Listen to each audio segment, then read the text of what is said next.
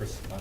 Yeah, I'm gonna call the School District of Bayfield Board of Education regular meeting to order at 6 p.m. Can we have a roll call, Linda? Nicole Boyd, Here. Glenn Carlson, Here. Becky Tribovich, Cindy Garrity, Here. Larry Derrigan, Here. Craig Cliffman, Here. Debbie Knopf. And if everybody could please rise for the Pledge of Allegiance. I pledge allegiance to the flag of the United States of America and to the republic for which it stands, one nation, under God, indivisible, with liberty and justice for all.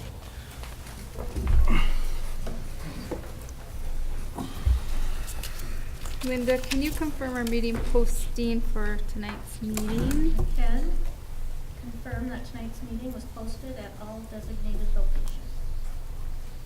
And can we have an approval of the agenda? Hi, Debbie. So moved. Second. Motion by Craig, second by Larry. All those in favor? Aye. Aye. Opposed? Motion carries. Number 6 this evening is our audience and written. We have some written and some audience. Our first written is just a thank you to the Bayfield Lions Club for donating $900 for the end of year field trips for the 8th and 12th grade students on behalf of the school district. Thank you for the continued support and concern for the students, the community, and the district. Your efforts are recognized and appreciated. Sincerely, Mr. Gordon. And our second is another thank you from the School District of Bayfield to the Anishinaabe Fund of the Duluth Superior Area Community Foundation for approving a partial grant request in the amount of $2,147 for the Baga-Dewewin lacrosse through the Bayfield School District project. Enclosed, oh no, our grant agreement was enclosed. So thank you for their support and concern for our students, the community, and the district. Great project. From the audience, we have Mr. Rick Erickson. You want to come up to the microphone?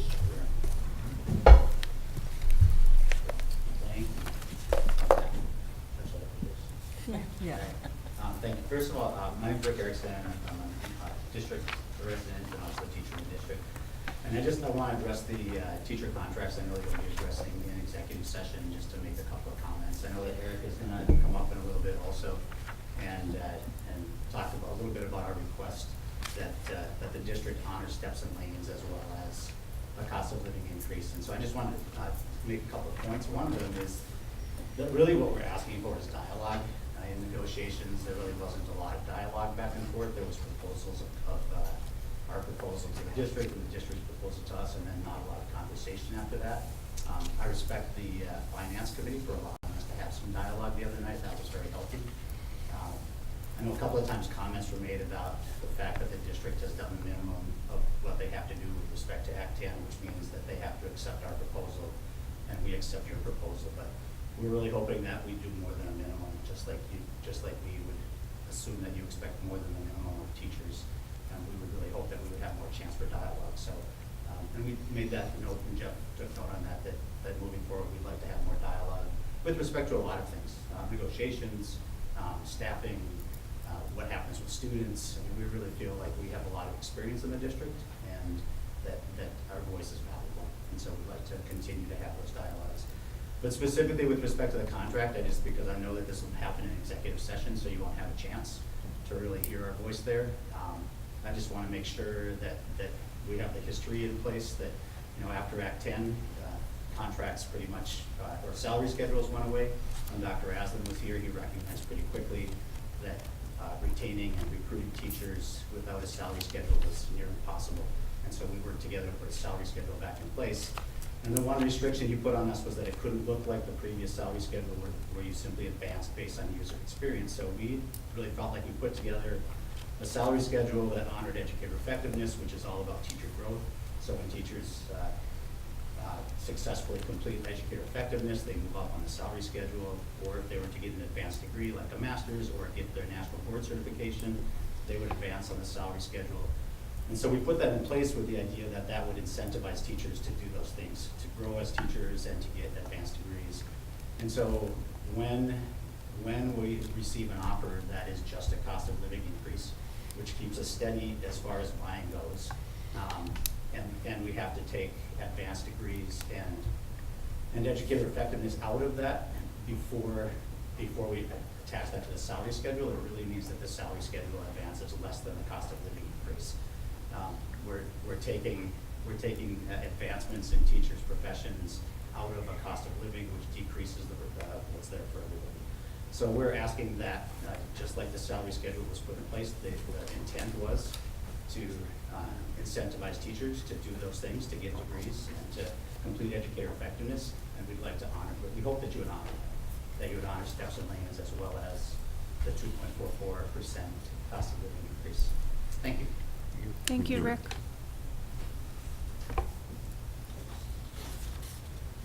Also from the audience, we have Eric Iverson.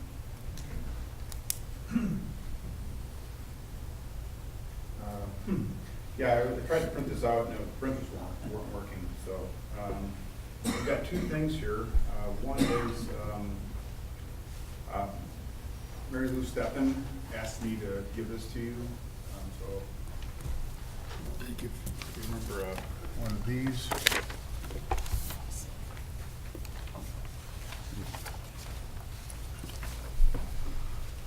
Sure. If you could give a copy to Linda for records. One more over here.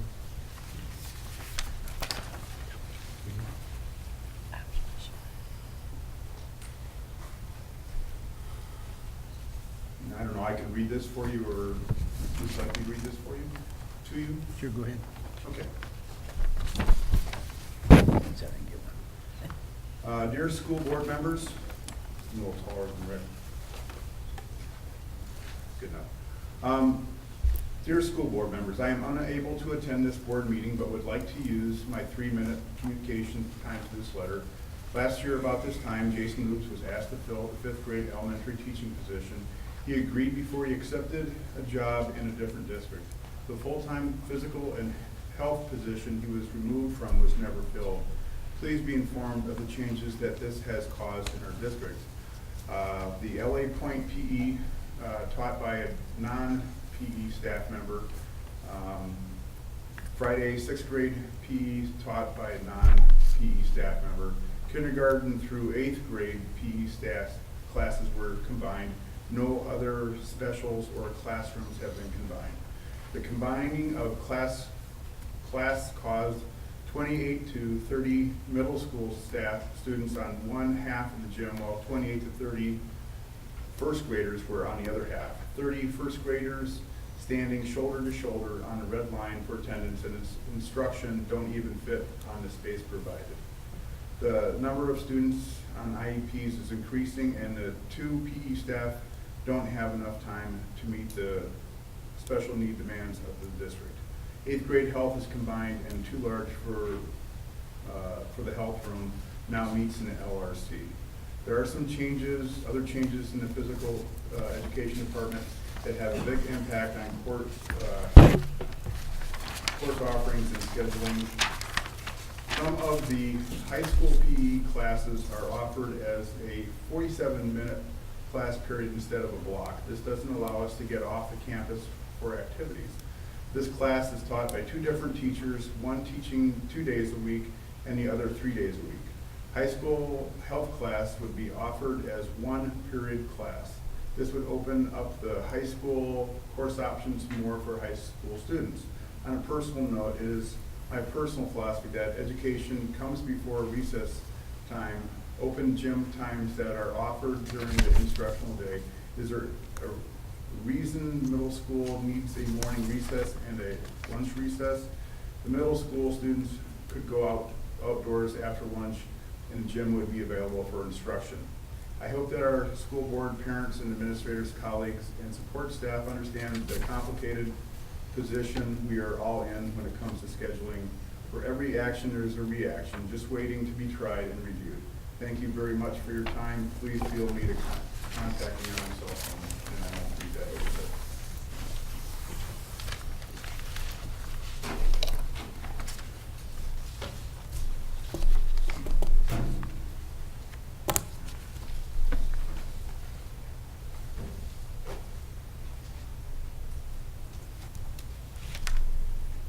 Thank you, Eric. You have more?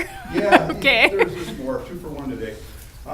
This is my personal letter to the school board and the administration about the cost of living increase proposed. Happy summer, everyone. It's good to see everybody, and don't take this personally, but I'd rather not be here right now. It's been a long, hard year, tougher than most for various reasons. I would like to say for various reasons, and I would like to say that in conversations with other staff members, the overall morale is low. I fail to see why the school board and administration would not want to honor all steps and lanes and give us the full 2.44% in each cell. We teachers are charged with the task of educating and taking care of the children of our community. Likewise, we look to the administration and the school board to take care of all of us. Every day, you have teachers that invest their hearts and souls into providing a quality education for our students while dealing with so many other issues that occur on a daily basis. Likewise, we hope that you would invest into providing a basic cost of living increase to our staff. It is important for our students to know that we care for them. It is important for us to know that you care for us. I do appreciate the work the administration, the school board does on our behalf, and thank you for listening. Sincerely, myself.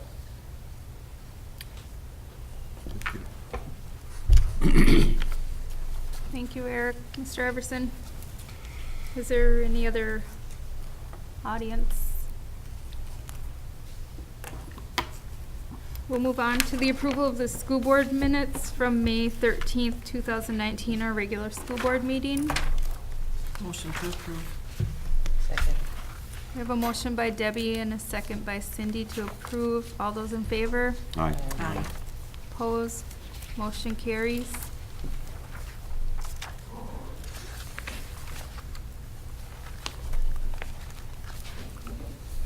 We'll move on to communications and reports. I don't have anything. Do other board members have anything? Are there any future agenda items? I have one, Nicole.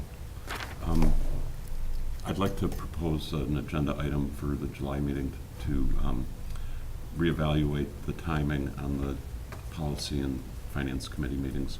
I think the half hour with them being back to back, I know this last time the finance overlapped into the policy, and it just seems like it doesn't do service to either committee to have just a half hour. So if we can put that on the agenda for July, that'd be great.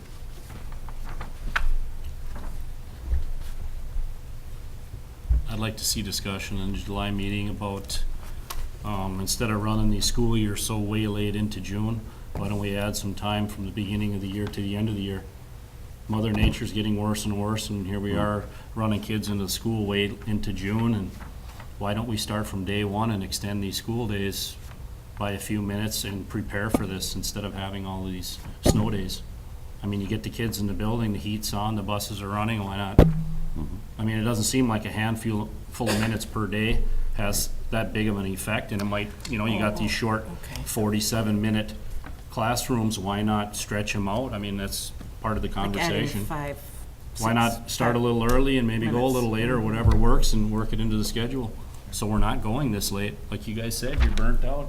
Every staff member that I talked to said in the last week, if we're being honest, I mean, we're watching movies and we're doing this and we're doing that, and why not just cram it into when everybody's here and focused, and then end the year and go on your merry way? We can add those 2 items and the administration can present them to us in July. 8.1.2, the Finance Committee. We are not changing the meeting time to 4:30. We are going to start at 5 o'clock, the scheduled time in the policies. Right. The 4:30 was only for the winter months. So that was just a little boo-boo. But we did meet, the finance committee met last week. We covered everything that's coming up down here in, we covered the vouchers, the Viking motor contract. What else do we cover? The Learning Center grant, Yes. the end of year spending, changing the committee meeting, and then the base wages for the 3 different groups, Mhm. the teachers. It was a long meeting, as Glenn noted. We had a long agenda. That's where you're getting paid the big bucks. Policy committee, we met for a very, very short period of time because 8th grade graduation was at 6 o'clock, and really we didn't start at policy until probably 5:45 or 5:40-ish, so we didn't get through a lot, and we'll bring that to you guys' attention when we get down to Neola. 8.1.4, our wellness committee. Did you meet? We did meet, and I saw in the minutes that it said we were going to meet, which, Tuesday, May 14th. We covered the wellness plan, I think. Yep. And kind of finished that off. I don't believe there was anything that we were recommending for board discussion or action that I can think of. I wasn't there. Yeah. I just set the plan. I mean, Missy's not here, so.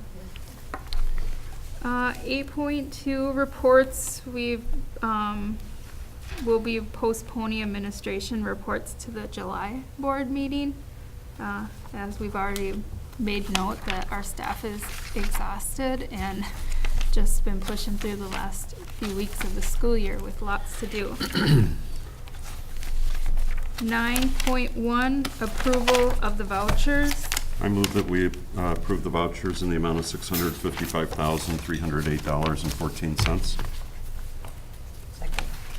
We have a motion by Glenn, a second by Cindy. Can we have a roll call, please, Linda? Debbie Knopf, Yes. Larry Garrigan, Yes. Cindy Verity, Yes. Nicole Boyd, Yes. Craig Whitman, Yes. Glenn Carlson. Yes. Motion carries. We'll move on to our unfinished business. 10.1.2, consider Kevin Stramberg strategic plan. You want me to? Yeah, so Nicole and I Okay. had a phone conference with Kevin. Sure. Started out to go from there. So June 6th, Jeff and I had a phone conversation with Kevin after the last school board meeting where we discussed kind of postponing the strategic planning comprehensive process to next school year because there's some real immediate action that we really need to have established. So we negotiated that with Kevin to identify him meeting with the administrative team over the summer, multiple visits. He did send us a proposal, and that's primarily what it would be, him meeting with the administration to establish where we are with the current plan before we try to jump into a new strategic plan. Yeah, he also felt it was important, the current plan that we're operating on, keep moving on that, and then possibly look at adding the attendance as a 5th pillar, because there's so much work district-wide going on with attendance, that might be a 5th pillar. But he wants us to keep pushing forward on what we have, and then come January, we're gonna do the other items, focus groups, he's gonna meet with. So the focus groups will happen, but not till probably January. Mhm. Okay.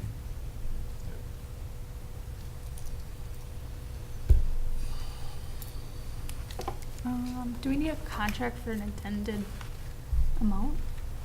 Or, approval, board approval? So Kevin's proposal for this additional service is, 4,000, and that's with his discount.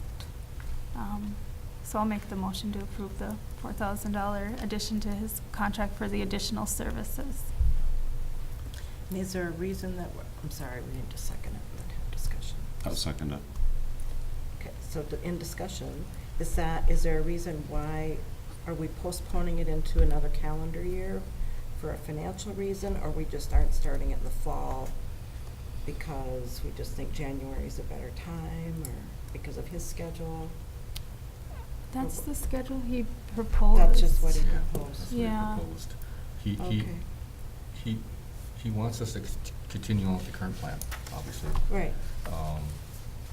And the $4,000 that he's proposing now, that wasn't part of our discussion with him on the 6th. Mm-hmm. It came forward tonight. So I need a little more clarification of that, if the board's wishing to do that. Otherwise, we would look at it and move forward with his proposal. I just know that January is a more difficult, you know, if you're gonna have people going out for focus groups or traveling around, that January can be a little more difficult than October or November. So that's just my question, is continuing around, you know, we know this is what we want, we know this, we need to reevaluate, we need to look at this, why wait until January? So that, I guess unless anybody else has input that they're thinking that we talked about that, or I'm just curious. Or if that's something we can ask him about. I know just, you know, for island people, it's a harder time to get back and forth and, you know, I don't know. Mhm. So that's, I guess, one of my first question. I know that Mr. Stramberg, he attended the attendance Mhm. listening session we had on the 5th, and he came out of there with the intention of that as a main focus of the district. And for us to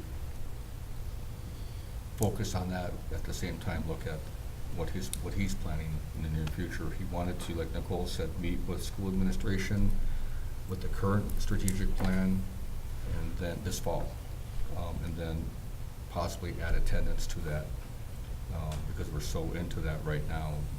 And then, but in terms of your question, Deb, we could ask to move that up a month or two. I just think up here, we just don't move around as easily in January. I understood Mhm. that we would just take a break through the summer, but when the school year started, Yeah. like when he when he was in front of us last time, I thought we would just roll into it when the school year started, early fall, late fall, early winter. Mhm. And that was the original plan that he introduced last Mhm. month when he was here, was to start in the fall. And then when we discussed kind of the current situation, where we're at, what the needs are, how do we evaluate and move forward, starting in the fall, that's where kind of this other lane came from.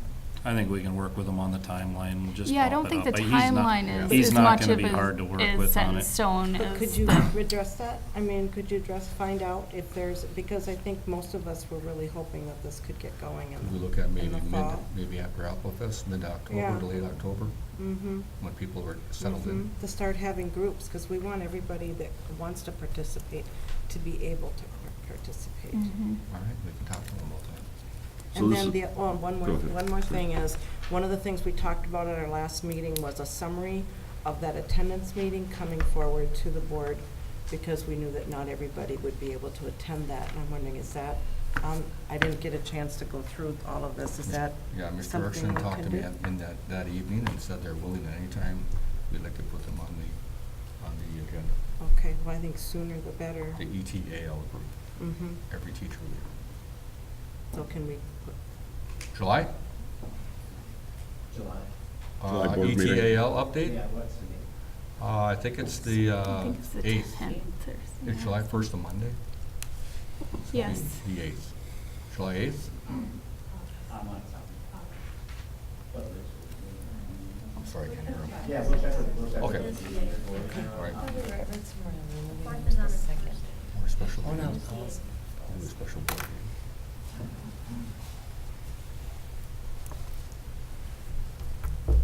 So the 4,000 is his additional to do the work over the summer, I assume, and that is really focused on sort of where we are vis-a-vis the current plan.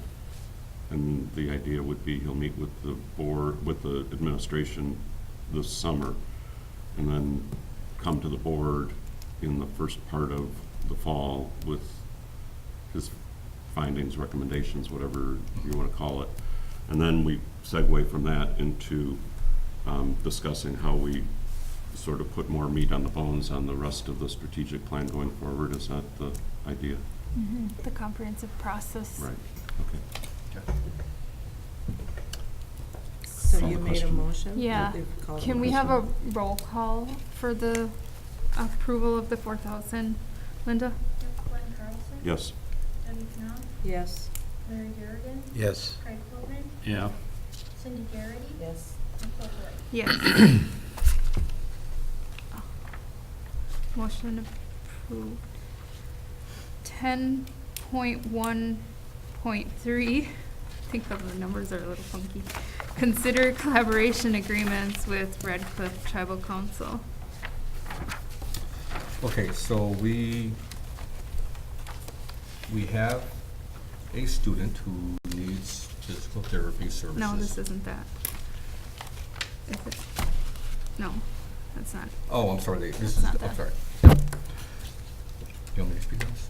Sure. Okay, so at the listening session, on the 5th, I did have a chance to speak with the chairman, Mr. Rick Peterson, and there were 3 other board members at least in attendance. You had Chris Boyd, Laura Gordon, Brian. Brian Bainbridge, and they were very enthusiastic of talking with the school board on related issues that matter. They're open-minded at this point. They recognize the previous MOU, the strengths of the previous MOU. We all recognize the weaknesses of the previous MOU. They do too. And they want to collaborate what's best for kids and what's best for the community and share resources in that manner. Now, at least that's were his words. So how would you like us to proceed on that? Who's supposed to be putting this agreement together? What group of people? Who's supposed to? Yeah. I think we just need to call a meeting. I think there's a lot of discussion on attendance right now in the community. There's a lot of sharing of resources to help facilitate that effort. I don't know if there's a written agreement at this point, but more or less So they acknowledge that the last agreement wasn't working? He didn't come out and say that, but he did say that he would like, I think Rick was in office. yeah, he wasn't in office at the time. I understand that, but Brian was there. Brian was there. Well, we're moving on. I don't understand what we would accomplish by having a written agreement. We've got policy in place. Why are we not just following the policy? We're policy to death around here. Why don't we just enforce it? We've got policy in place for everything. So, I mean, I think we keep it, I mean, I think it's great if they want to be involved and that they are recognize the truancy issue, because we've been beating our head against the wall on that since I got on this board. So, I mean, I just don't want to see us getting back into these long-winded meetings with everybody having their little session and we're not getting any work done. I just think we have policy. I mean, we can collaborate with them and they can bring stuff to the table too that can help us. But I don't believe we have to have a written agreement again. I just think that's gonna convolute what we're all trying to do. I mean, this is an open meeting. Anybody can attend this. Everybody can come to this. I mean, the meetings are in the school. We hold the one meeting over there, like, on the reservation a year. We hold one on the island, and the rest of the meetings are here. The doors are always open. Everyone can come. I think we have, if they're interested in it, why not open an invitation to sit in these meetings with everyone else? It's the same. I mean, we have policy. Why don't we just follow our policy? I tend to agree with Craig. I'm all for collaboration, but collaboration on what? And I think when we have an on what, such as like on attendance, and our attendance gurus can come up with something that would require collaboration with Red Cliff, then we've got something that we can say, would you guys collaborate with us on this particular plan, and not have a sort of a universal collaboration when we don't really know what we're going to be collaborating on. That's just my 2 cents. I think that was the original intent when the discussion resurfaced, was to make sure it had focus and it was intentional and everybody knew who was doing what and why and how. Because there has been an impact. There's have been an impact since the MOU has not stopped. As much as we may not see it, or the board didn't feel that it was valuable, there were other people involved in that process that did feel it was valuable, and they did have positive impacts from it. So maybe that's the gap, is that we were just not fully aware of what was happening behind the scenes, or vice versa. I can't speak for the council, that's for sure, so. Well, when there's consequences, you will get a reaction. It might not be a positive reaction, but you will get a reaction. But if there is no consequences, there will not be a change. And I think that there are some consequences now that people are taking notice. I mean, this is the first MOU that I signed. It was a big spiel, everybody's taking pictures, and the law enforcement, Bayfield County Sheriff was there, and here, this is what we're gonna do. If these kids aren't in this building, this is what's gonna happen. It didn't happen. There was no consequences, and some of the fines were so ridiculous, and the penalties, I wouldn't even speak it in front of the camera. It was so ridiculous about how it was handled towards the parents and the students, so, I think it's great. We just need to have consequences and follow up on it, hold people accountable. You know, like I said last time, the last time we had a meeting prior to our abandoning the proposal, that it just didn't seem to me like, other than the school board knowing what their responsibility was, but it sounded to me like the council didn't know what their responsibilities were, and what kind of activities, or what would you say, expertise they had out there that they never offered. So I don't know. I guess you're right. I didn't see any forward movement. So I don't know. It seemed to me like when we're sitting down there, they're always putting the blame on the school board because we weren't doing this the way they thought it should have been done, but yet they weren't coming forward to tell us how they could be helping in that same position. So I don't know.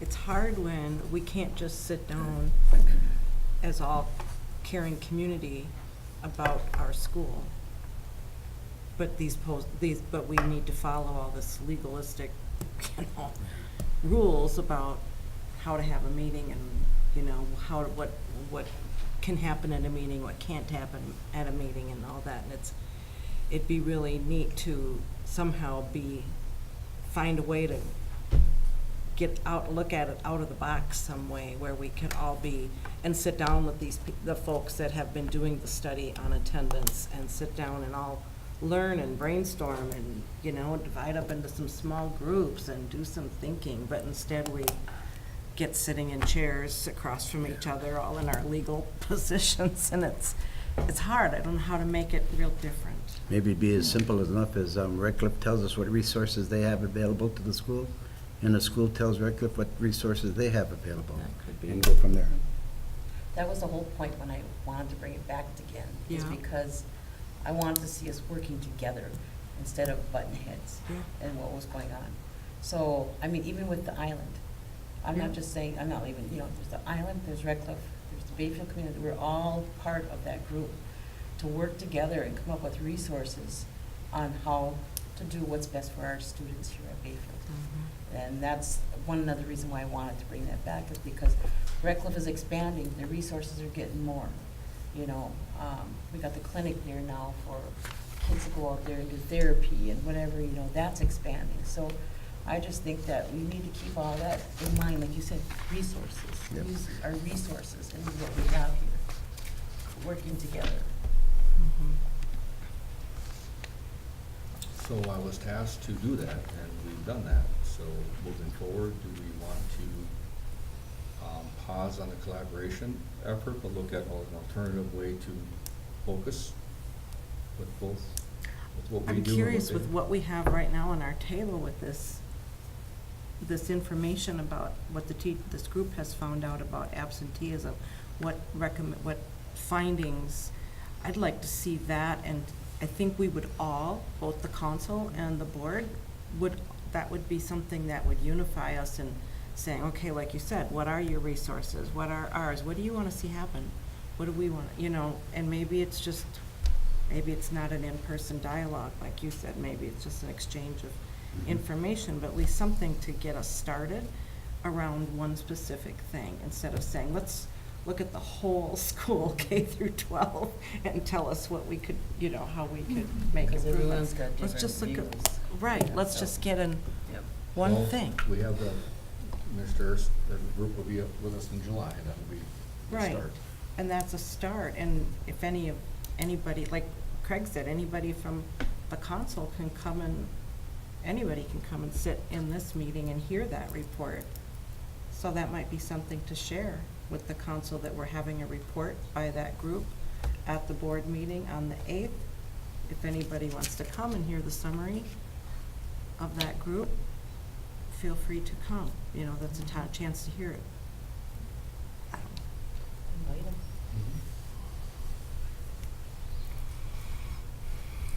Well, we'll keep it on the agenda to keep it rolling and alive, so that when we do come to terms with what exactly that will look like, we can move forward. Mhm. We'll not only invite someone from the tribal council, but what about the island, members over there, have them come and listen too, because it affects them too. Mhm. Yep. 10.1.4, approve Neola policies 1,000, 2,000, 3,000. I move that we table this till the next meeting. I think there's still some Second issues that that. need to be worked on. We have a motion to table by Glenn, a second by Cindy. All those in favor? Aye. Aye. Opposed, motion carries. We could add those on the policy and next month's agenda. Our new business this evening, 10.2.1, consider Viking Motors contract 2019 to 2020. Randy has prepared a document, shows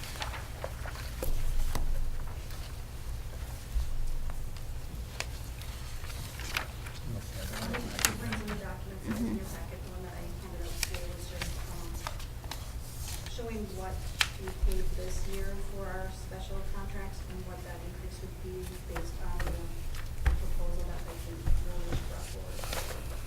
okay. Harold, do you wanna say anything about your proposal? I can, yes. Mm-hmm. I'm here today to basically ask for more money for our drivers, to try to implement a program where we can maybe keep more drivers by maybe giving them more money. I think that would help some. Now,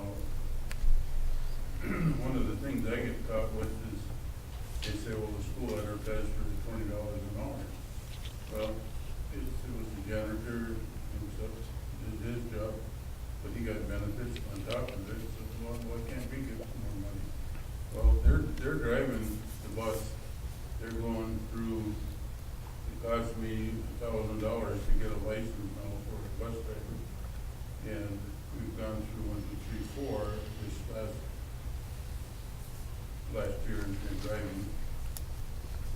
But I'm trying to establish some more money for the drivers, and it only amounts to $5 a day, which in turn for the year would cost just a little under $10,000. I'm asking for a raise in the special trips to $20 an hour for the drivers. On top of that, I gotta get 25 to another $5 an hour to cover the social security and unemployment and all that as an overhead. I am not taking anything away from them on that money. It's about a wash. My proposal would be a 7% increase for running and taking care of the buses, for maintaining a mechanic there year-round, having people getting a raise, and just some of the cost of us in the last year or so here. We got 3 international buses that are throwing us a fit, and International says they had a $3,400 package where we could take them in and get them worked on. Well, that went by with the wayside. The $3,400 is our cost. They're not putting up any of the money to rectify their mistakes. So, and that's like $10,200 just for them 3 buses to go up there. We had to buy a chip for the transmission for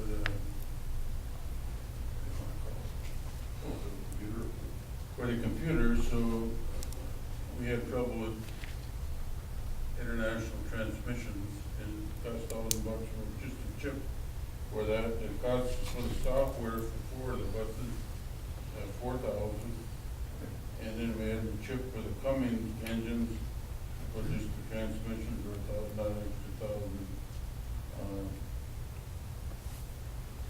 Getting bus drivers to get a license runs us by just close to $1,000. By the time Mike takes them out, trains them, takes them over to Ashland, runs them through the test. By the time we pay all the hospitals for their physicals and stuff, it comes just a little under $1,000 per bus driver. So that's kind of where we're sitting. I'm not out here to gouge anybody, I'm just trying to hold our own here, so. There's another new bus coming. Yeah. In the fall. 80,000. bucks. And the intent to upgrade buses as we go. Any questions? How many years you done that? I think it's 50 or 51 years, so. Been plenty of times up and down these stairs. That's longer than I've been on this earth. Seriously. And I'd also like to, get it renewed for 6 years if possible, with an opening every 2 years, open the contract for cost of living raise if we need to. I have I was just gonna say, I have a question regarding, on here that there's some additional changes that the district is requesting, and that's cameras and stuff like that. Do you have an issue with the cameras being put on the buses? No. The only issue I have with putting the cameras on the buses, if they're gonna be put on, which I guess they're gonna be put on, then if something happens where we gotta bring that chip in and this kid is screwing up, we have enough things on the books to take care of the discipline. Now, if we're gonna have the cameras, are we gonna take care of the discipline problem? We got a picture of the problem, are we gonna take care of it? Is the school gonna take care of it? If we're not, then there's no sense in having the cameras. It seems like the bus drivers say so is not valid anymore, which, when I was going to school, the bus driver said, out, you're out. If the bus driver said, this happened, this happened. That's not the case today. If we're gonna take pictures of it, are we gonna take care of it in the discipline area? We got plenty of stuff on the books that take care of all the discipline. We don't need to have no more. The school's purchasing cameras? Yes. And then my next question I'm asking is, would you guys, it has on here about starting 2 hours late. How would that work with you guys, with your bus drivers and stuff? It might happen maybe once or twice a year. we can work around it. I don't know that it's gonna be that big of a help. When that 2 hours is called, and we still have a weather problem, and we gotta call the rest of the day, that's, you know, I'd like to have that decision. If it's raining, if it's ice, and, you know, the ice is still there, we call it for 2 hours, hoping they're gonna get sanded and stuff. Well, I just can't send that kind of buses out, excuse me, on ice and expect everybody to come back without having a wreck. Ice is the worst thing that can happen. A snowstorm, bad, but we can make that, Harold, we call Harold. He says yea or nay. I'll make the motion to approve The full, as it has been presented for the,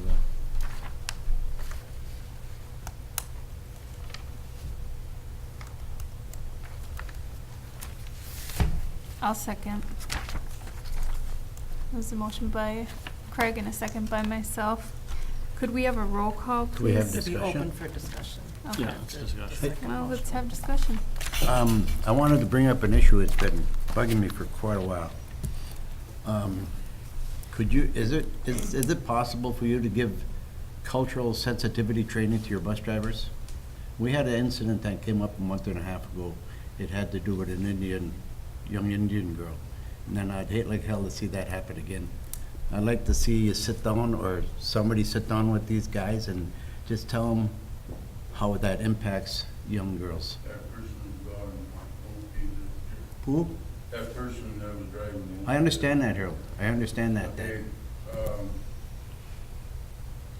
I guess, We could provide the training, we could get somebody out of Redcliffe well, to we do have that. the meeting up at school here, you know, like for breakfast, and I think some of that's brought up at that time in that. That might be a good time to do it. meeting. I think that's Staff when it's been orientation, brought up, August. and it hasn't been talked about, it hasn't been kicked under the rug. When you Sure. have new drivers come on, is there an orientation that includes that? Or is that just the one time, if you miss it, you don't get it? Well, you know, most of them always come up for the breakfast and the meeting, you know, about an hour long. Mhm.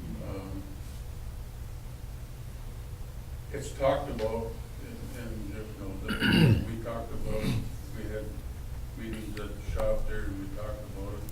We had 2 people that actually got let go because of some of what this we Sure. were talking about.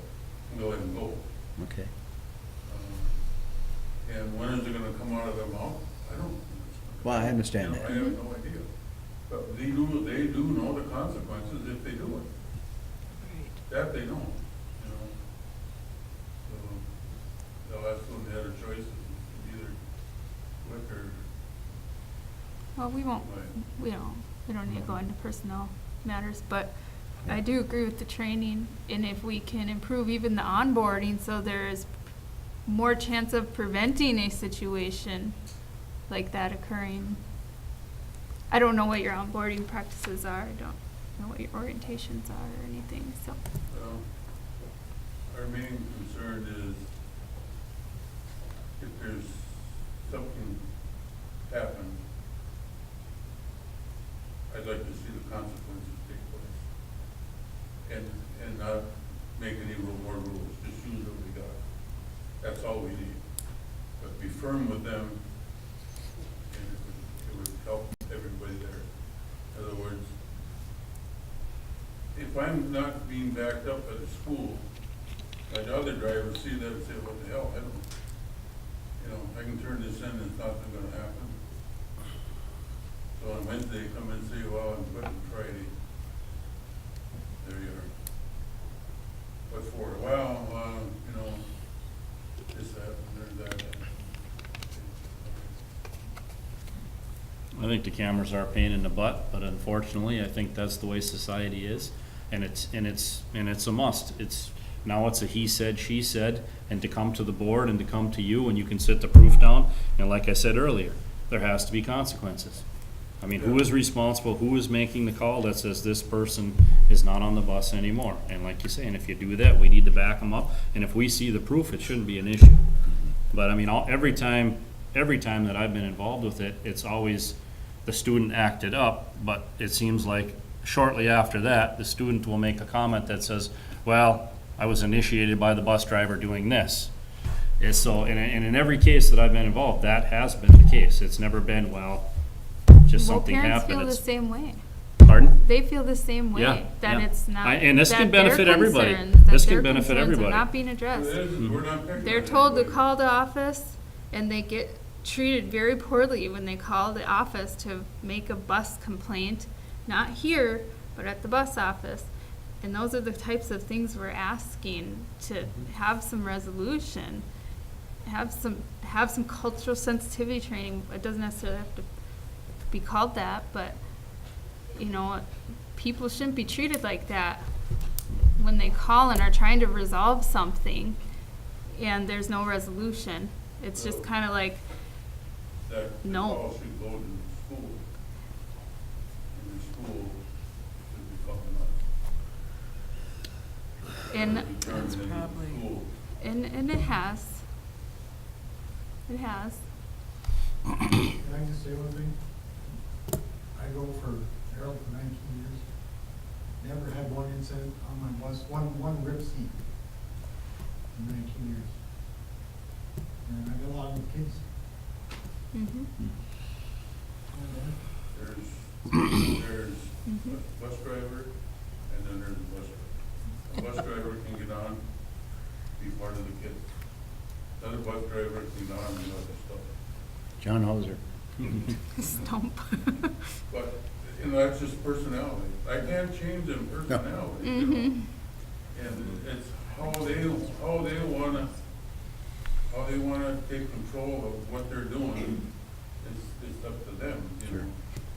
And, but, you know, fighting and stuff shouldn't occur then even. Well, maybe something Harold can, always backed us. maybe something can take place at this breakfast you're talking about, and that might just be enough. For the student. I say maybe just something that's said at the breakfast may be just enough. Yeah, and we go through this. Sure. shop. So Harold, we'll Appreciate that. definitely invite you to the August orientation when staff come back, like we used to do in the past, for that 1 hour that you're talking about for breakfast. We'll do that again, and we'll work with the principals to add that piece to it of sensitivity, and we'll go from there. Yeah, I'm sorry that it happened twice this year, but like I say, they get control what comes out of their mouth, and I can't tell by looking at them what they're gonna do either, you know. Mm-hmm. Well, thank you. Yeah, thank you. See you at breakfast tomorrow. And, 51 years, let's see if I can make it downstairs, and I rode the elevator up. Harold, before you leave, I just want to make sure that we have in the minutes that Harold said that he'd be fine with this going forward for 6 years, other than a cost of living every 2 years. Yeah, cost of living. Okay, so I hope that will make it into the minutes. Thank you. We Thank you. Thank renegotiate you, Thanks, their Alice. contract Thank you next for year. coming. If there's a cost of living increase on his part, we'll bring that forward. Right. I'm just gonna say, just because, is that if a kid acts up on the ferry, just something to think about. Kids acting, we gotta monitor, our people, different people take turns monitoring. And if a kid has, I don't know how it's rated, if it's a couple counts or whatever, but they lose their privilege to ride the ferry without their parent. The only way that they will be allowed to get to Bayfield is to be escorted by their parent. They will not be allowed to ride. So those kids have some tough consequences. Or they don't come to school. So, you know, I think it's okay to have some tough consequences. Mm-hmm. And for everybody to know what the consequences are up front, to stick to it. Because some of the stuff happening on buses is pretty scary. And I think then we have adults that lose control Oh, because sure. they get triggered out, Mhm. so, something to think about. Yeah. So the motion is to approve the proposal, which is for regular transportation, $287,505, and a 21.51% increase for special trips. To the biking motors contract. And seconded by myself. Yeah. well, Then also isn't that special needs route in addition also to the, Yep. Yep. so that would be the 25,903 plus the 287 plus the 21.51%, right? Total amount was 29,000. Total? Total amount. Well, two different, so the, just the 25,659.28, Randy, that's not included anywhere else, right? That's not down in the 287 or the 25,903? The increase the of bottom? 21.51%? No, that's not down there at all. Okay, so it's the three, it's essentially Mhm. those, all three numbers, essentially, even though the special trips, we don't know how many they're gonna be, Mm-mm. but that's an estimate. Right. Okay. 21.51%, yeah. Can we have a roll call, Linda? Mayor Garrett, Was that me? Mhm. Yes. Glenn Carlson. Yes. Debbie Knopf, Yes. Cindy Garrity, Yes. Nicole Boyd, Yes. Craig Hilton. Yes.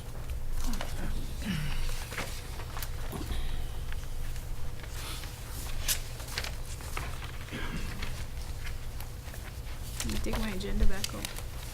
I know, that's what I'm trying to do. We'll move on to 10.2.2, consider Ojibwe 3 as elective or independent study. All right, so Shelley is not here. Mr. Reggie's here Mhm. Yep. somewhere, yeah, Yep. active. So I wanted to ask Reggie to talk about the possibility of Ojibwe 3 course. This is not in the high school course descriptions, so in order for him to teach it, the board have to approve it so we can put it in the course description for the fall. Reggie, you want to talk about the class?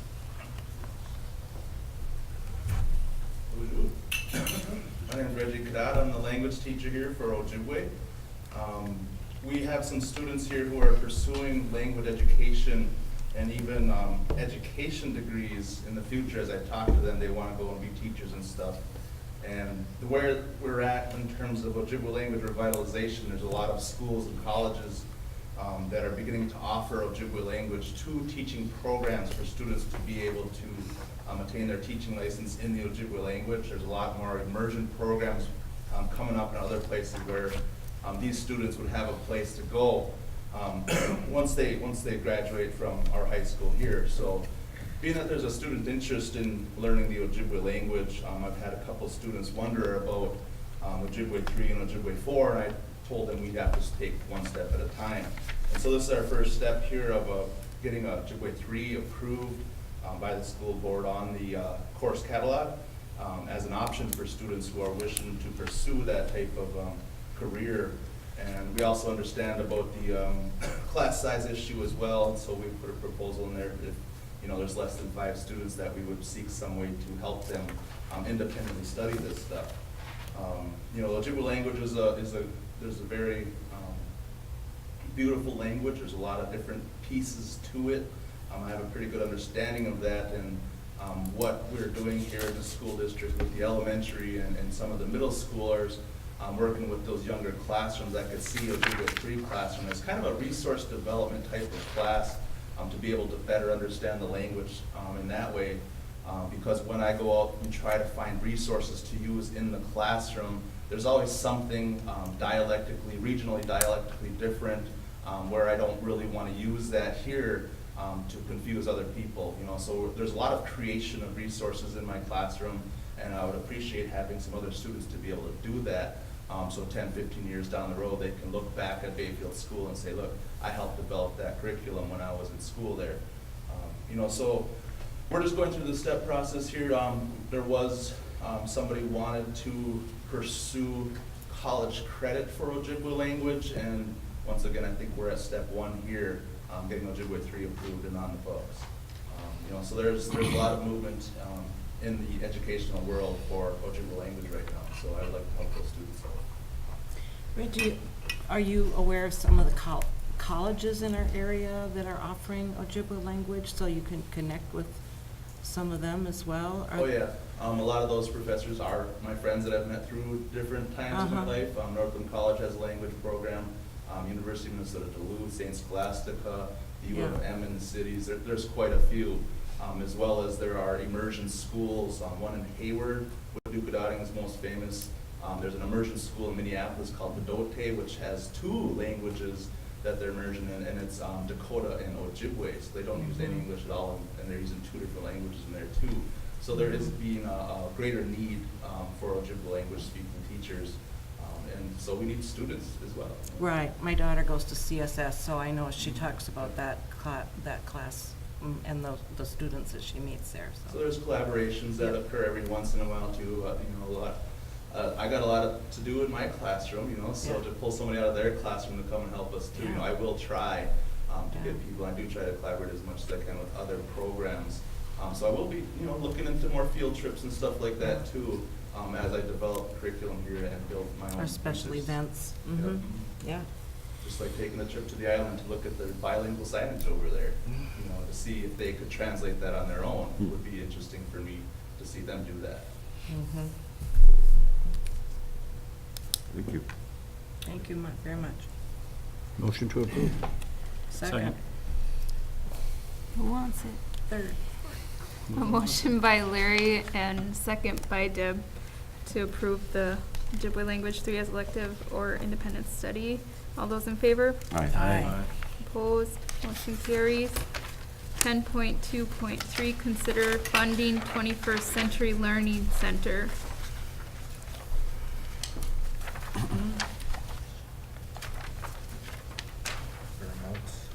So if I understand, we're really just approving, including this in next year's budget. Is that? Correct. So, we're still going to approve next year's budget. We've done the preliminary, and this was in the preliminary? 68,000. I'll let Randy. Okay, sorry. That's okay. No, it was not in the preliminary budget, we just found out at the meeting, we were not funding next year. Okay. So this would be something we have to work for the budget. So the budget dollar will remain the same that was approved. We'll work it within that number. Is that what we're saying tonight? No. Okay, is it additional from the preliminary budget?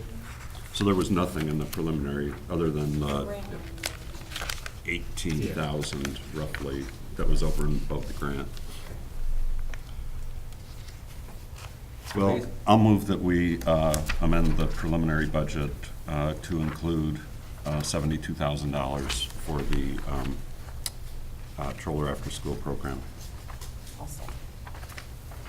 We have a motion by Glenn, second by Cindy. Can we have a roll call, Linda? Glenn Cox, Aye. Glenn Garrison, Yes. Debbie Yep. Yes. Cindy Carey, Yes. Nicole Boyd, Yes. Rick Whitman. Yeah. I'm sorry, but now, was it mentioned that that was just for this year, that we can Mhm. possibly get it back again next year, right? Yep, exactly. We've had it for, I think, 10 years, and this is like our gap year, it sounds like, and hopefully we can get it for another 10 after this. 10.2.4, oh wait, oh, yeah, that motion was. Paraprofessional budget report. We have a letter here from Ms. G regarding her staffing need for the fall. So we have an additional .5 request for her to fill her team. We have a stewardess coming in from ECC, coming into the 4K program, kindergarten, that Missy has identified that we need to staff for based on the IEP. And so, is that correct, Randy? .5? There's a .5 out there right now, but now that the students coming here, go doing full day, we have to increase that to a full FTE. Do we have a .5 going back to ECC? Yes, there's, will be 25 of it also. Yep. This is Because, what- I mean, if I read this correctly, it says that last year we had somebody there working one-on-one at ECC. So now that student's coming here, so now that's one full-time person. And we have 2 half-time at ECC. So there still will be someone back there. Yes. Which After is- everything's said and done, it will just be at 0.5. Five. Up there. Well, at the end we're done. Motion to approve. Second. We have a motion by Debbie and a second by Cindy. Can we have a roll call, please, Nicole? Kevin Carlson, Yes. Mary Garrett, Yes. Dave Smith, Yes. Cindy Berry, Yes. Nicole Boyd, Yes. Craig Horton. Yes. 10.2.6, consider resignations. .5. Right after Point the five. five. What happened to point five? Oh, never mind, I'm on the wrong one. 10.2.5, consider addendum to Red Cliff Summer Physical Therapy Services. We have one student who we've identified over the summer for PT services through the special education program. The person who usually does this in the summertime for us will not be doing it this summer, so we reached out to Red Cliff.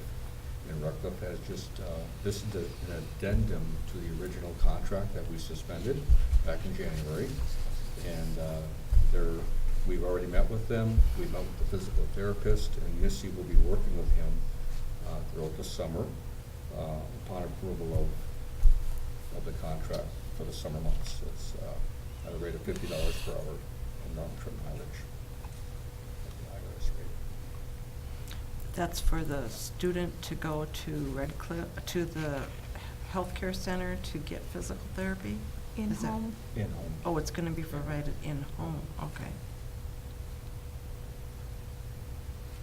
And we had pretty much the same services provided last summer with that dollar amount the same too, Randy? Correct. Correct. So, Motion to approve. Second. Motion by Larry, second by Debbie. Can we have a roll call, please? Nicole Boyd, Yes. Craig Horton, Yeah. Glenn Carlson, Yes. Larry Garrigan, Yes. Dave Smith, Yes. Cindy Berry. Yes. 10.2.6, consider resignations, para and K-8 guidance. Oh. Motion to approve. Second. We have a motion by Debbie, second by Craig. All those in favor? Aye. Aye. I hope she comes back. Motion carries.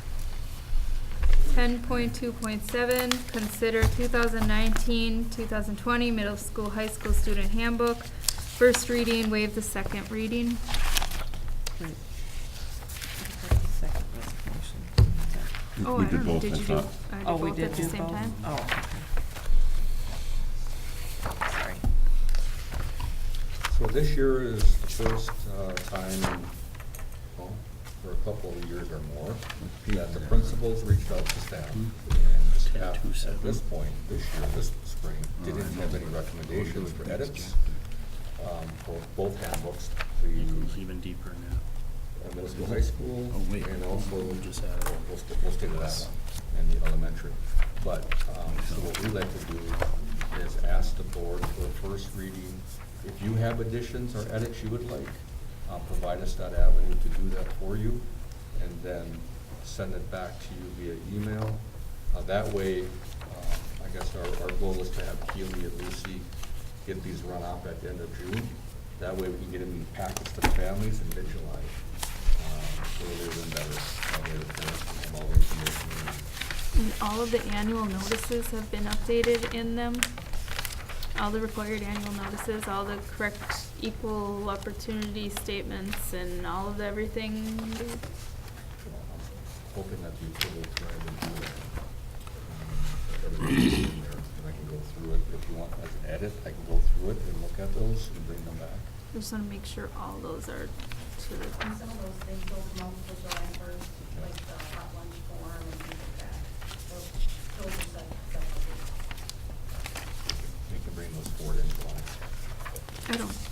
bring those forward. Those are standard forms. I need, Motion for. Second.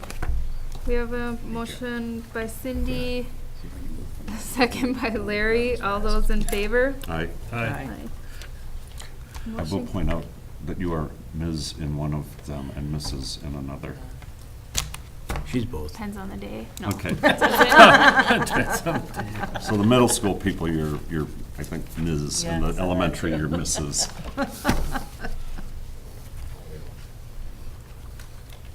Nothing gets by you, Glenn. I like that about you. Your attention to detail is awesome. 10.2.8, consider 2019-20 elementary and LaPointe student handbook. First reading, waive the second. So moved. Second. We have a motion by Glenn, a second by Debbie. All those in favor? Aye. Aye. Motion carries. 10.2.9, consider 2019-20 athletic code. First reading, waive the second. Oh.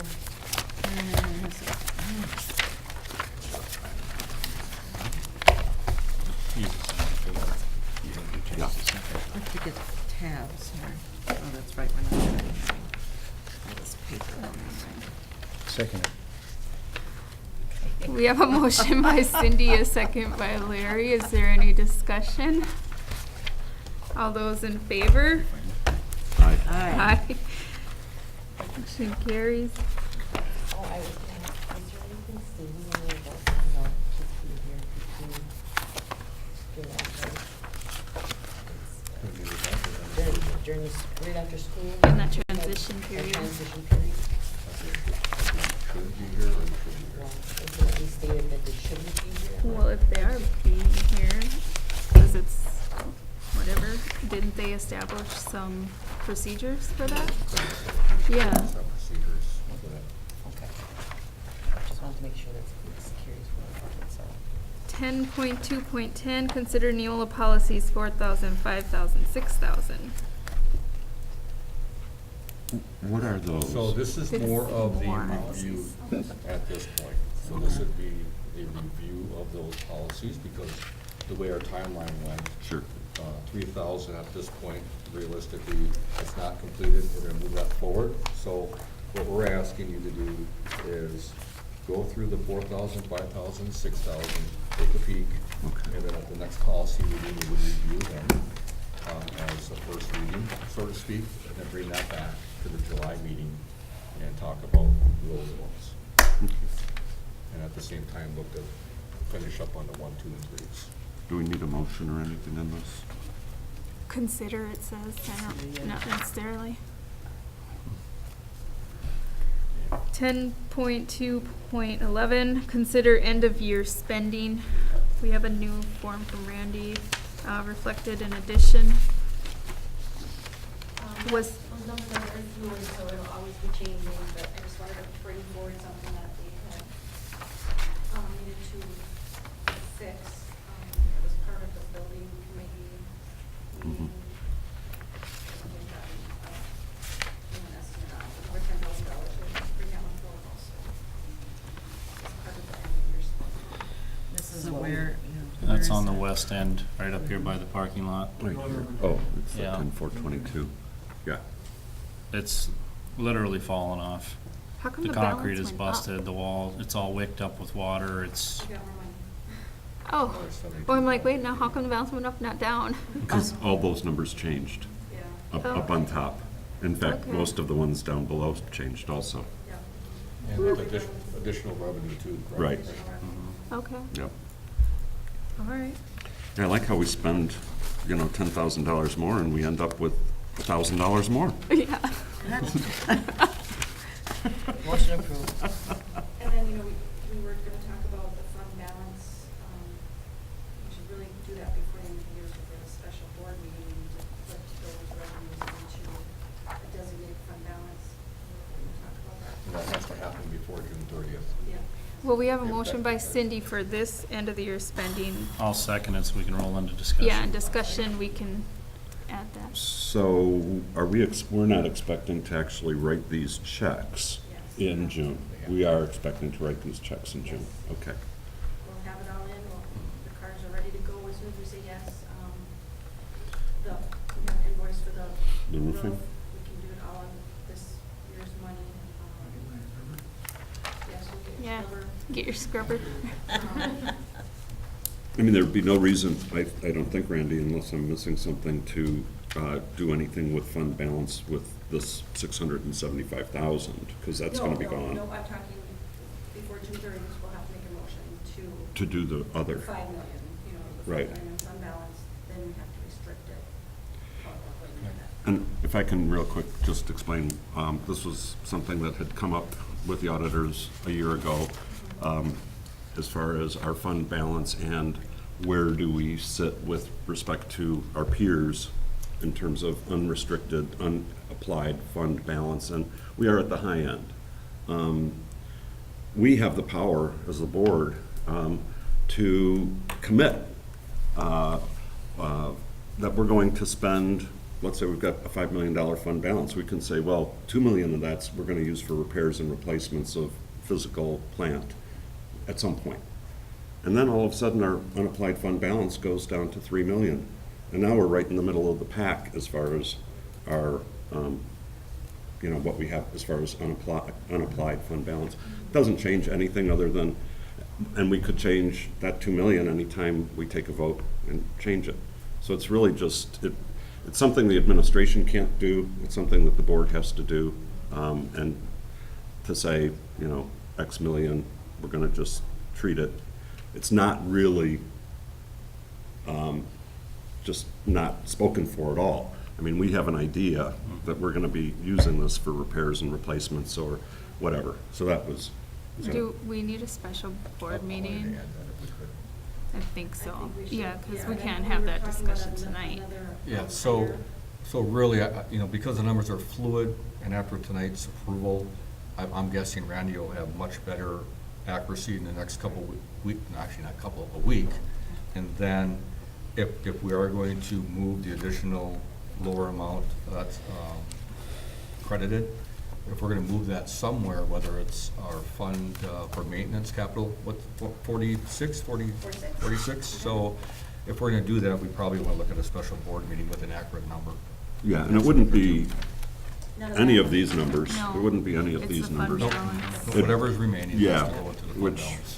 Yep. Well, as far as this year-end spending, I would just, I said it before, I don't know if we have the luxury to do a lot of these frills anymore. Glenn and I and Dave did a walk around to this facility as far as roofing.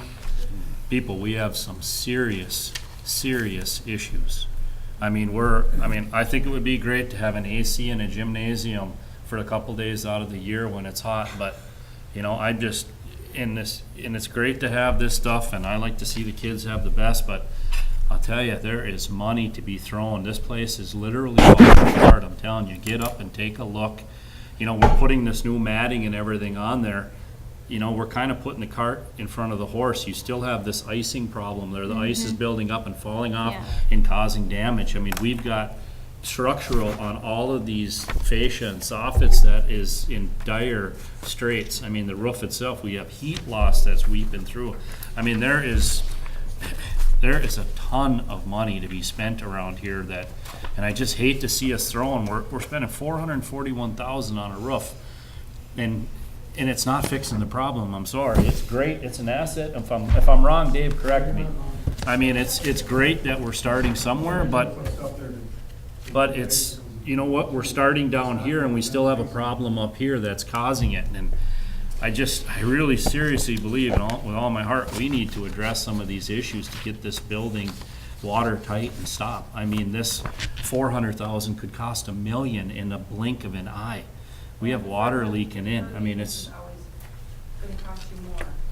well, the longer we wait, the prices, everything, everybody that knows that buys anything. I mean, I know we need these vehicles and I know this and we use them, we need them. I'm just really kind of apprehensive on doing the frills on certain things when, you know, that $60,000 or $80,000, we've got cracks in floors that need to be addressed, there's no money. I did a walk around, I looked, we've got cracked in tiles that need to be fixed or patched or something And that's on done. there too, we want to Yeah. redo the common area. That's the Yeah, 30,000. Yeah, Mhm. cafeteria. Cafeteria. yeah, Dave showed us a spot where the water's running in the back and coming in and puddling and running through a wall and filling up a hallway, and it's, yeah, there's some serious stuff here to address. The For problem what- though is timing right now, we do not want to add to our fund balance. And it's June. Mhm. So any money that we have left over, we can put it in that Fund 46, but we can't touch it until next February, March. Correct. And so I really suggest we put the remainder of that money into that. At least then it's Yeah. not, it's not gonna. And that would be the special meeting, correct? Or could we make that, could we make that? We could do that right motion now. Tonight, with Well- whatever the remaining is that. I trust your opinion. Do we have the money to pay for all of this and we're fine? Can we fix all this and keep everybody happy? Can we do this? Are we all right? I mean, this is, I really think we do this year especially because of that additional impact aid money that we got. A lot of these projects are being dealt with right now. I mean, I know there's gonna be a lot more. Mhm. We still have 7 ventilator units that need to be replaced too. And with that, we're not sure if we should go with those old ventilators though. I mean, that's a whole nother Mhm. issue because they're saying we should upgrade. I mean, Yeah. these old ventilators aren't, you know, they're just not gonna. I would advise all the board members, if you ever do get a chance, just to take a walk around and look at, you know, what we looked at. I mean, you know, I'm impressed with what's been done and what's gonna happen. I think it's great, but, you know, I know I was shocked, and I believe Glenn was shocked too, these are big ticket items. This is huge money to fix this. I'd be curious as to what the urgency is on the climate, on the air conditioning. Is there urgency on that, Well, Jeff? I attended the 8th grade graduation last week, even at a packed house. It was warm. We were fortunate this year at graduation, it was a little bit cooler. Fall, when the teachers come back, it's warm in there. You know, there's events going on throughout the fall, September, early October. It gets warm in there. And kids have to have gym at first period. It's more of this whole It's not attractive. improving climate for kids, Mhm. education, you know, that whole idea of improving your facilities to, I know too, as a coach in August, that gym is hot. Oh, You it's know, I worry about kids, you know, having some. Heat issues. What does it cost to run it after you pay for it? What does it cost per day to cool? That'd be I mean, what are we adding to our monthly cost to operate something? I mean, you're cooling a pretty large space. What is the cost? I mean, it's one thing, you're spending the $56,000 to put in the unit, you still have to run it. Dave, was there any conversation about that at all? I don't know if we have any idea. I'm not opposed to it if we have the money. And we can I'm just run it cautious. smartly. I mean, obviously we have to run it smart, all the doors have to be closed.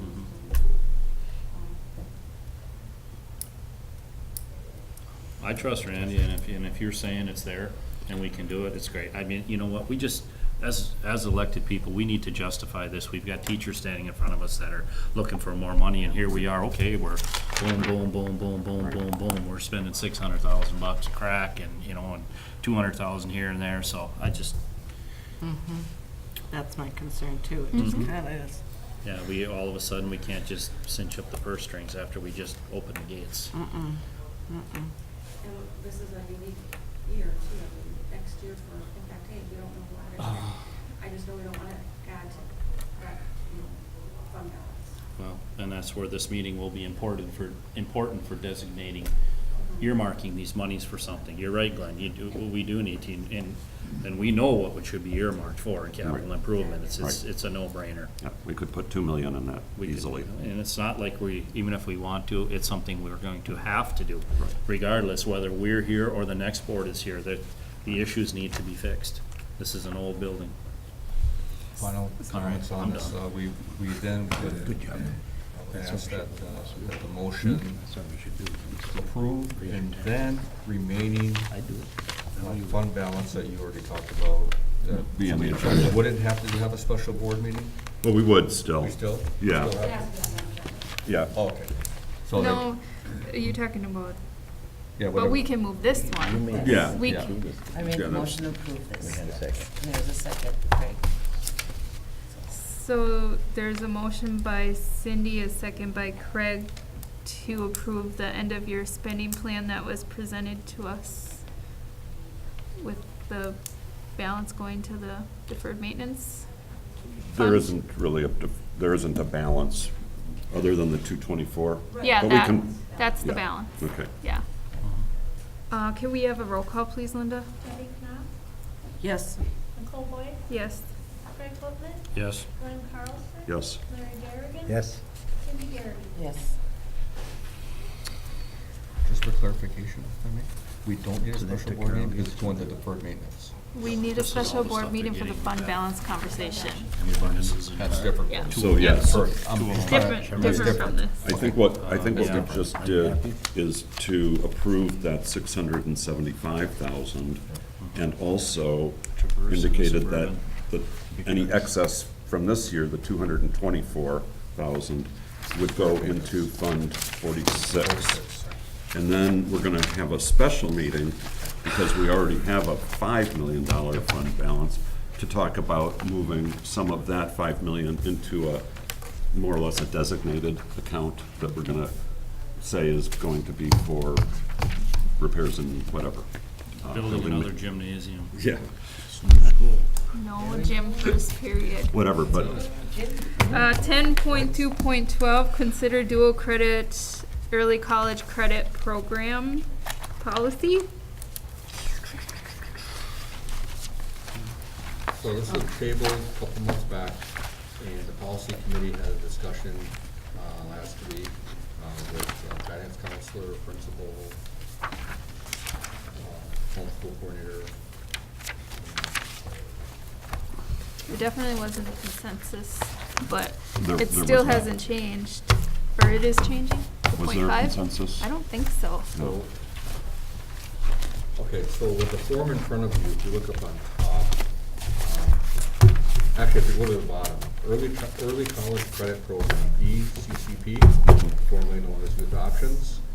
For every 3 credits, the student gets 1 high school credit for an external. So if they drive to Northland or they drive to WITC, they take a 3-credit course, they get 1 credit on their transfer. Here, okay? Up on top, we have dual credit where the teacher teaches it here. And so the other night, the discussion was, if we're gonna keep it similar to the other one on the bottom, then on top it says 1 semester equals 0.5, or equals 3 credits, so that's different than on the bottom. Mhm. So then that's why there wasn't consensus, because there was a discussion of academic rigor and, competition, and, we should Consistency. be consistent with the other one, it should be 3-to-1 versus 3.5. And the idea was those higher end kids, if they take a dual credit course here on campus, like speech, the way it's listed here is 0.5, but then there was talk it should be same as the other one. I'll let you two talk about that were there, the 3 of you. I'm trying to remember Well- what the argument for keeping it as it is was. I mean, I remember the argument Well, for it was changing it. because they would have all of their high school English credits before they were senior.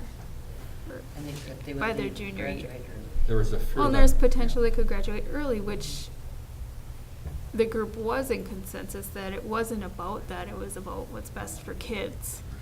Whether they're advanced in completing dual credit courses or moving off campus for youth options. It still should be about kids and what's best for them. And the teachers were there to basically say whatever is occurring just should be equitable. That we're teaching a college course in-house or we're having a kid drive all the way to Northland, they're still gaining 3 college credits. And so I don't know how so Shelley talked to that if they're in-house, it was a 3-to-1, that they would look at maybe some prerequisites to taking that course, because we talked about how do you screen those students that are enrolled in those dual credit courses.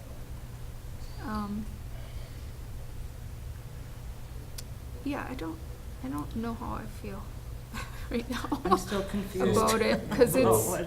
Shelley said it was being tabled until she couldn't be here or No. I don't know what she said. I guess I'm confused on why wouldn't it be the same? Or why would someone not want it to be the same? I guess I for don't some of understand. those reasons, but then those reasons can all be kind of have a fix in-house. It seemed to me, and I think it kind of got Shelley thinking about, well, maybe we could do this, or maybe it could look like this. I don't think it's gotten to that level of planning. I would, They're right, though, I believe that it should be the same. And to me, that's how I would look at it, that, you know, across, going over there, like you said, or staying here. But it's being presented to us as the same that it was before, that we said, this doesn't make sense, take this back to committee, right? Right. And now it's come forward the same. I think it was just, came forward as the same because there wasn't, frankly, I don't think we had the time to Yeah. vote at the meeting because of the Okay. budget stuff that Yeah. went over.